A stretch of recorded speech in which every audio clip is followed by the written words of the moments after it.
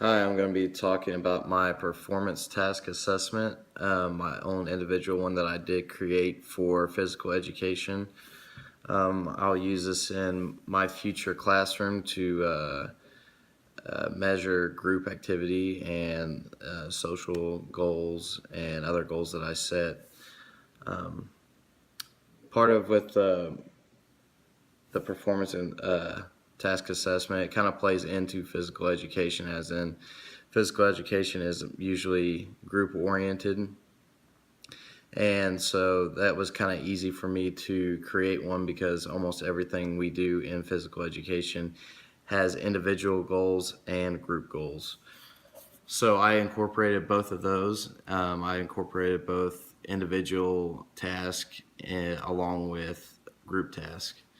So the validity of my assessment, as you can see, I have attached the document to Blackboard also, but some factors that affect the validity is that sometimes it's hard to be completely objective whenever you're dealing with performance tasks because it is a group activity. So you're doing a lot of observing, more so than just pencil and paper assessment where it's completely objective.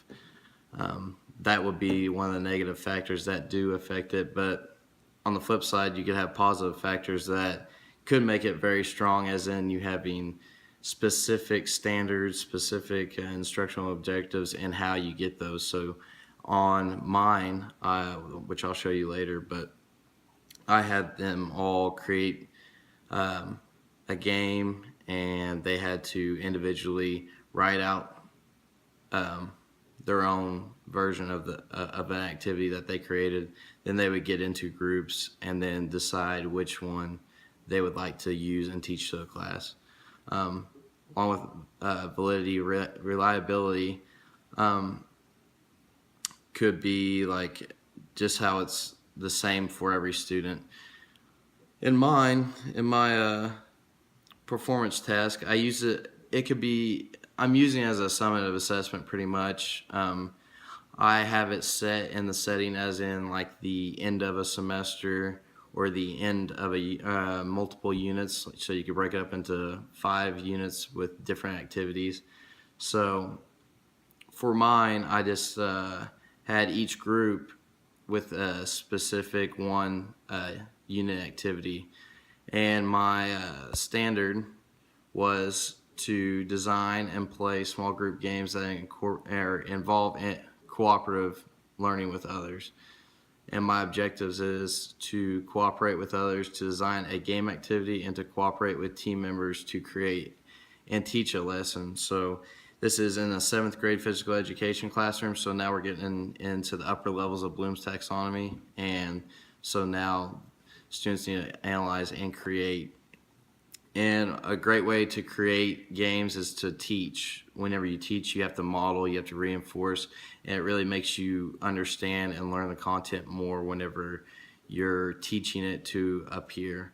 So, like I said, each group would have a task, and they would have picked that task. And like I said, this is kind of a summative assessment, and what would affect the reliability about it is not everybody's not teaching every activity that we went over in the school year or in the semester, but you could break it down to having everybody. If you allow yourself enough time, everybody would teach every activity, so they could all understand better.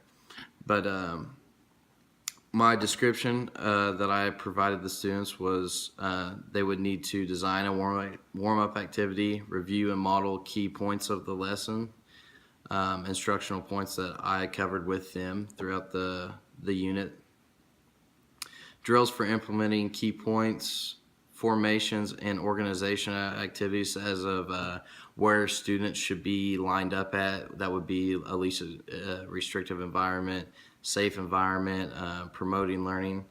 And the 5th one was to design and play the physical activity in a game lesson, which was directly correlated to my state standard and my objective.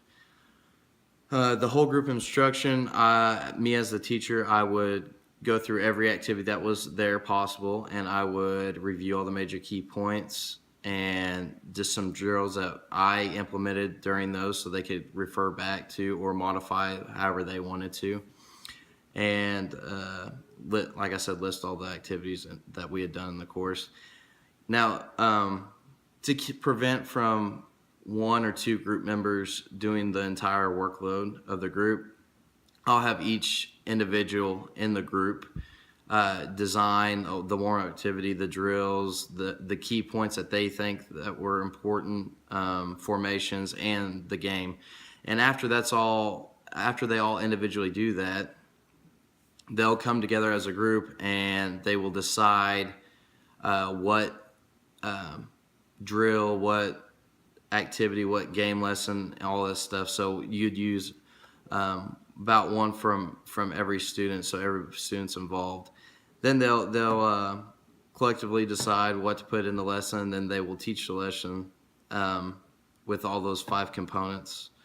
The assessment, I created a rubric that I also attached that let's see here, says target acceptable, unacceptable, warm-up activity, did they do it, does it promote student involvement, the key points, does it do it, does it not, drills, did they incorporate drills, formations, is it safe, did they make sure that they're in the right spot, and the last one that correlates directly to the state standard is student designs and plays, create a game that contains all components throughout the activity.